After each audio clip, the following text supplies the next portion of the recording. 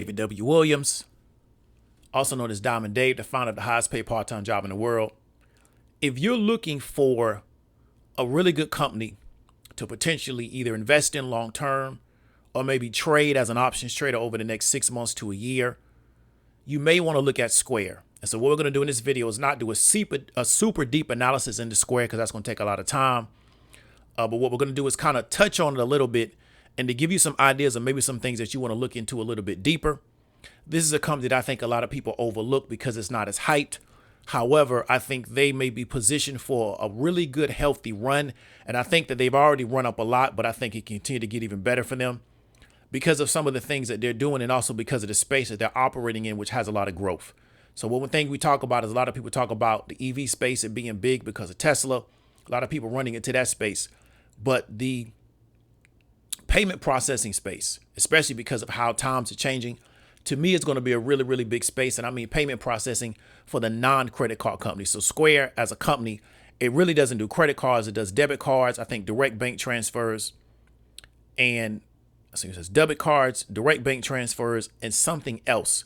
But it's really not a credit card company. And as a result, they charge less fees, which means they make more money, which means that it's now less expensive for their consumer, right, to utilize their services. And so I think that particular space is going to be a really, really big space because a lot of people want to do transactions, but they don't want to always use their credit card. And Square allows you to do person-to-person transactions. So kind of almost like a peer-to-peer financial transaction network or financial transaction business. And you don't have to pay a person via some type of credit card. And so I think they're a really, really good setup. Now, what we're going to do is we're going to kind of look at their company. We're going to touch on a few things, and I'm going to try to give you some ideas of what you may want to look at when deciding whether or not you want to trade Square as an options traders, because what we try to do here is develop options traders. But also if you want to looking to do something maybe long term, maybe buy and hold over the next, let's say 2 to 5 years for Square. Now, looking at their 2-year chart, I kind of like how their chart looks. So we're looking at Square. Let me roll this down. I like how their 2-year chart is looking. And then one thing we see is that, they kind of fell a little bit. They were under 100 for a good amount of time. They fell a little bit because of COVID. And then because of the situation of COVID, they started walking themselves out of that particular hole really, really hard. And one of the reasons is that the market's perception of Square is that a lot of people are going to be using them because, they allow you to do transactions essentially via your phone. They're very much situated for this new era we're in where everybody's mobile.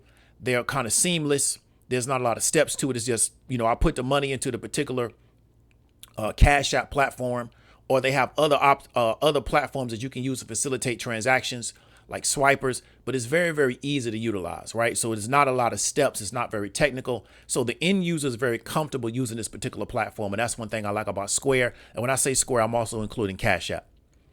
And so we're seeing that their share price really started to go up relatively fast, because from 6/15/2020, right, to let's say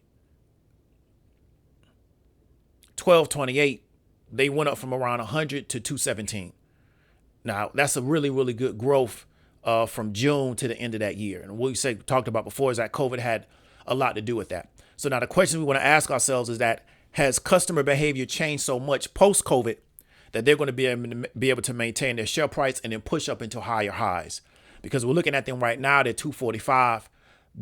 To me, that's a really good price for them, but I believe they can go higher. So the question is, do they continue to build up? Do they consolidate a little bit more? What are they going to do to make the market, to create the perception that they've added a lot of value to their company, that they're able to drive in new revenue, that they're able to get in new customers? And we're going to kind of talk about some of those things on this particular broadcast or presentation. Now, here's a little quick article about Square. They're ready to take on PayPal. So PayPal being one of their major competitors, also Stripe, and then maybe also some other competitors that we may not know about. And PayPal probably being their direct competitor, because PayPal also does a lot of B2C transactions. Okay, so a lot of people that got businesses that are trying to do business with their consumers, a lot of times they're using PayPal. But you also got other ones, because I just paid a bill with somebody via QuickBooks, but I don't know what the payment processor was behind that. So QuickBooks was a front. It may be Stripe backing that up. And so we're talking about that Square wants to expand their checkout features, and they are looking for building a new retail payment experience on Cash App to leverage what they're calling their omni-channel seller ecosystem, right? So they're trying to find a lot of people to work as software engineers. And they have a online store product once they acquired a company called Weebly. And they're saying that their gross payment volume for their online channels has grown 50% over the past 2 years. Right. So then we want to really understand, what do we mean by omni-channel merchants? So this is a category that combines online and in-store sales, and says now accounts for the majority of Square's GPV, which is gross payment volume. So we're saying following the shift in consumer behavior during the pandemic. So what we're kind of saying is that online, but also in-store sales, because people don't want to touch hands, so they don't want to use money because everybody was worried about touching things. The applications that Square is bringing to the market, that category grew by 50% over their gross payment volume. So we want to understand is that Square feels that they're positioned to take advantage of a change in customer behavior. And then they're going to figure out how can they expand in that particular niche. Now we're going to talk about some other things that Square is doing. But because consumer behavior has changed, and we all know that we're pretty much going to go to just either online payment. And I think it's going to be even more seamless than you touching a button. I really believe that you're going to have sensors in your phone. And as you walk through the store, you're going to walk through a particular part of the store, and essentially it's going to just credit you a purchase or debit you a purchase. I don't think you're even going to have to use your phone anymore to touch anything on your phone. I think you're going to just essentially, it's going to be native to your phone to where when you walk into this particular area, right, the phone knows that you're in a buying situation. And then if you have certain items like, on your body, it's going to record those as a debit on your phone, and you're going to walk right out. And I really think that's how seamless it's going to be. I think it's going to be easier and easier to consume things. So Square is trying to position themselves in that particular area. Customer acquisition is going to be the prime area of focus for Square's $850 million incremental operating expenses this year. So what are we telling us that? Is that Square is looking to really bring in a lot of customers. So in this particular space, for what I call like the peer-to-peer customer transaction or payment processing applications, they're really just trying to gain as much market share as possible because they understand that buying behavior is changing. And so how can we position ourselves to take advantage of that? Right. So they said the current per customer acquisition cost for Cash App is less than $5. Right. So they said increasing that and re-engaging the 50 million Cash App users not actively using the service could go a long way towards catching up with PayPal, because at the end of 2020, PayPal counted nearly 350 million active consumer accounts. So what they're trying to do with Cash App is have people use Cash App as opposed to using PayPal. And how can we do that? Create options for merchants and customers to use PayPal to facilitate doing their business. Now, I'm a person where I use a lot of mobile mechanics because I like mobile mechanics. I think they save time. I won't use a mobile mechanic if they don't have Cash App, because it just makes it really, really easy for me to pay them. So we got to try what Cash App and really what Square is trying to do is try to figure out how to get businesses on board. And we're going to talk about this a little bit later. Start utilizing our services so they can try to erode, right, some of the people that are using PayPal, because I do not use PayPal outside of the desktop or laptop application. I don't use PayPal on my phone. OK, so this is a really good article that you want to talk about where Cash App is trying to get into actual physical merchants and start getting them to understand that we have solutions and we have applications that can help you facilitate transactions between you and your customers. And a lot of what we do is already native to your customer behavior. Now, here is another article about Square, and we're talking about how Square is acquired Tidal and also how they're getting into the Bitcoin space. Now, Square acquired Tidal, and we're going to talk about that a little bit later, that they have real stiff competition in consumer financial apps in the small business market. So we have their rival is PayPal, First Data, which I never heard of, Clover Unit, Shopify, and then also Stripe. And then PayPal also allows you now to do Bitcoin transactions via Cash App. And then Square also, I didn't mean to say PayPal, Square allows you to do Bitcoin transactions via Cash App. And what they also did was they bought some Bitcoin. And so Bitcoin represents 5% of the total company assets. But we understand that as Bitcoin continues to increase in price, that can look a lot better in regard to them acquiring Bitcoin. So now they can facilitate Bitcoin transactions. So what I think they're trying to do is they're really trying to position themselves for the future by making sure that not only do we do transactions in USD? We also do Bitcoin, and they may eventually go into Ethereum, where Bitcoin kind of be like in the gold standard of the crypto space. I think they figure we start here, it allow us an opportunity to move into other areas. Now they say Square stock ended 2020 with 36 million Cash App users, up from 30 million at the end of June and 24 million in December 2019. And they're saying that 3 million Cash App users traded Bitcoin in 2020, with 1 million trading Bitcoin in 2021. So you're seeing that in January 2021, they got 1 million people trading Bitcoin. And on Cash App, you're able to buy, hold, and sell Bitcoin. Sales adjusted revenue from Bitcoin are sales to app users minus the cost of purchasing the digital currency, even though the profit margin is only 2%. Now, that margin may be low, but what Square may do is continue to allow people to do that just because they understand that that's a good way to keep our users on our particular platform, right? But what they did talk about is that they're going to make a big profit on their 50 million purchase of Bitcoin in October, because at that time it was 10,000, and we know Bitcoin now is 50K. So they made a lot of money just by purchasing the Bitcoin. Now, this is something that I want to talk about, is that they're moving up to bigger sellers. So one of the things that Square is trying to do is they're trying to upmarket to larger businesses. So we see that Square may be trying to get into like what I would call enterprise accounts, where we're going to deal with larger businesses that business does a lot more transactions on like a quarterly basis than what the average person will do. So I have Cash App, and I may do a certain amount of transactions utilizing Cash App in a quarter.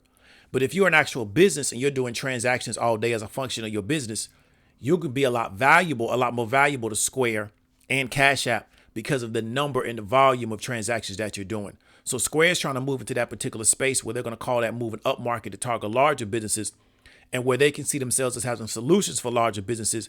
And also, if they can have less of a processing fee or a payment fee to utilize their service, it can be more attractive. And also, like I said, that if all your customers use it, that business will feel more inclined to use it because it's already native to their customers. Now, that's what we want to talk about. So that's that article. So we're seeing that Square not only is moving into Bitcoin, they're moving into Tidal, but they're also going after, or they have a goal to go after larger businesses. Now we're going to talk about why did Square buy Tidal. Now in this article, why Square bought Tidal, their narrative is that we're buying it so that we can facilitate transactions between musicians. That seems a little unusual to me because it's really not a lot of musicians that are really on Tidal. I don't think their catalog is that big. What I would go with Tidal, just from my own perspective, is that can you hire somebody to run Tidal to kind of boost that platform up and to make all services financially on Tidal done via Square or Cash App? And then, like I said, is that now you can bring people in using Tidal as the bait to start utilizing your platform. And then now they'll utilize your platform in different areas, because the goal, you got to understand that I think that I'm looking at with Square is to do what we call build a wall-to-wall service. What I mean by wall-to-wall service is that once you come into the universe, you don't never leave. Okay. So if you get Cash App to utilize, just do like peer-to-peer commerce, where I'm going to send them money to my family member. They're going to send some money to me. I'm going to go and, maybe buy something from the rib guy down the street, and he also takes Cash App. But then now if you can go into the marketplace in your city, and those merchants or vendors, they also use Cash App or some type of Square application, right? And then you can go buy something online with somebody, and they also can utilize Cash App or some other type of merchant application. What you've done is you've been wall to wall. Then I can go get my music from this particular platform, and they also take Cash App or some other type of Square application. So what I'm seeing with Square is that they're going really broad and trying to essentially bring in as much of the market as possible and wall to wall it to make it to where no matter where you go to do commerce at, you're going to either use some type of Square platform that they have control over. And that's what we call in marketing wall to wall services, to where once we get you in, we put a wall around you and you just never get out. Right. And so you see Facebook has some things to do that, but that's a way to where you try to serve every need that customer can have in a particular area, where they're not going from Cash App to PayPal to Zelle to Stripe. Everything can be done through Square or Cash App. And that's what I see them trying to do, where if you look at a company like PayPal, You can utilize PayPal at some of point of sale places. I know, like I think I've used it at Office Max before, but there's also a lot of other places where you can't use PayPal. And to be very frank with you, I know a lot of people that don't even have a PayPal account, even though they got 300 something million users. So I don't think PayPal is seen as fluid as Square or Cash App, but it also could depend on what part of the world that you're on, right?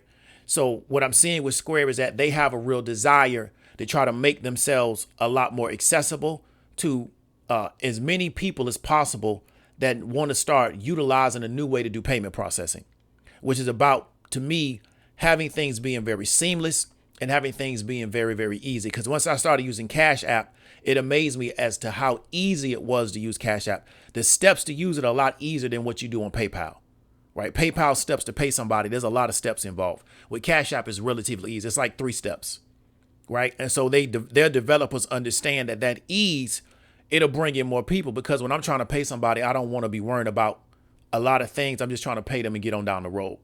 So now, one of the things that you really want to do is you want to go to Square's investors page and listen to their earnings calls, right? Maybe read their 10K. So this is their latest quarter, Q4 2020. Listen to their earnings calls, read their 10K, and get an understanding of where they say they're trying to go with the business, because they're going to talk about this on an earnings call before a lot of times they may go out to the mass public, and kind of understand what direction they're taking in the business. So if you're going to try to buy this and hold this for the next 2 to 5 years, what direction are they trying to take this?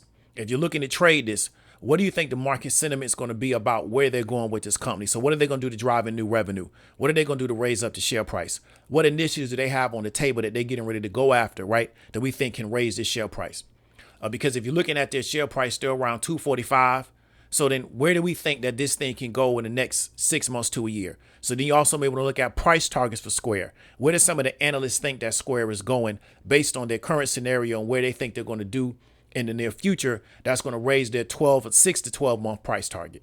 Okay, so these are some of the things you want to look at, because if we look at PayPal, which is considered like almost a direct competitor, they're at 256 a share and Square's at 245. So essentially their comparable is almost in the same share price. Okay, so as an investor, do you want to go heavy in on Square? Do you think that's going to have the most amount of growth that's going to be sustainable? Do you want to stick with PayPal? Do you maybe want to look into the Stripe IPO when that opens up? Do you want to go with a more of a traditional payment processor like a Visa or a MasterCard? Where do you think, right, the future is going to be for payment processing, and what company is going to be able to capture that? And where do you think the largest amount of growth is? Because if you look at Square, they're comparable to a lot of the traditional payment processors, but they're still a relatively new company. So it's very interesting what they may have more growth long term because of where they're situated, where a lot of the traditional, the MasterCards and Visas, they may not have that big back end growth model where in the next 5 or 10 years, we could see Square around $500. And we don't necessarily believe that Visa and MasterCard have the ability to get that kind of growth, because they're just considered kind of like very stable, even though they do grow, but very like slow growing, stable companies. So we think a lot of the exponential growth, a lot of the massive growth has already gone out of those companies. So Square may be a place where you're going to get a lot of exponential growth over the next 5 to 10 years that can be stable, not a situation where it runs up real fast and drops off real fast. Because like I said before, if you look at their 2-year chart or even their 1-year chart, I like how this chart looks. And this is just me personally. I like charts that look like this. I don't like charts where they go straight up like that, because a lot of times that's just euphoria and it's going to be hard to sustain that. This growth is a lot more gradual. You do see some sell-off, some dips, and it just goes right back up. Sales goes right back up. So every time it dips, it gets bought back in and goes right back up. So what we want to see here is, does this continue to consolidate between this 200 and 250, or can we find some new reason to bring this back up? So that's pretty much what we're going to do. Another thing you may want to look at if you're an options trader for Square is start looking at the premiums on their contracts. Like, what are they priced at? For Square, to me, the premiums are not what I would call inexpensive, but they're also not super expensive. So they're not inexpensive, but they're also not super expensive. So start looking at premiums on the contracts. The implied volatility is really not that crazy, right? And start trying to determine, is this a good place for you to try to focus on as a trading vehicle to hit some of your financial objectives, right, over the next 6 months to a year? Because one, you can afford the premiums. So now the 245 at the money is 1,000. The 247 a little bit out of the money is 940. 250 is 835. But they're not like Tesla. So when they do earnings, they do earnings on May 6th. So let's say the 7th, right? Not that bad, even though you don't see a lot of open interest there. And so what I'm seeing is a lot of open interest on the weeklies. That's wild. That 10,000 there at the 200. And so you're seeing a lot of open interest, a decent open interest for this May 21st date. You're seeing it on this June 18th date. So what we're seeing is that after earnings, we're seeing a lot of open interest. You may see a lot more also on the weeklies. We're seeing decent open interest on the weeklies. A lot of volume here, or this 250 with this 40,000. And so you want to kind of examine, can I afford their premiums? Because it doesn't make sense to make this one of your target companies, but based on the premiums of the contract, you really can't afford it. But what we want to do is do a basic analysis of Square, kind of encourage you to really go deeper into this. Get on the earnings call, listen to what Dorsey's saying that they're going with the company. What are their objectives? What new markets and what new areas are they trying to go into to drive in some new revenue? What vision do they have for the company over the next 5 to 10 years? What key acquisitions as far as personnel are they going to add to the company, or maybe people that have left to kind of change the scope of the company?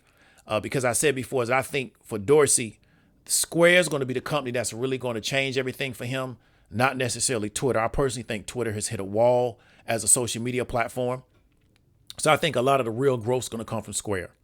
So I want to do this basic breakdown of a company. If you got some value from it, let me know in the comments. If you know somebody else can get value from it, share it out. If you want to learn more about the highest paid part-time job in the world, options trading program, you're tired of stealing time away from your family, you're tired of income instability, you want to learn about how you can get to the 2K minimum, right? Profit mark that we're setting for options traders. Not a guarantee, but we're fairly confident that we can get you there. Reach out to me about the highest paid part-time job in the world. Also reach out to me about the IPO lockup course. This is David W. Williams, also known as Diamond Dave, and I'll talk to you later.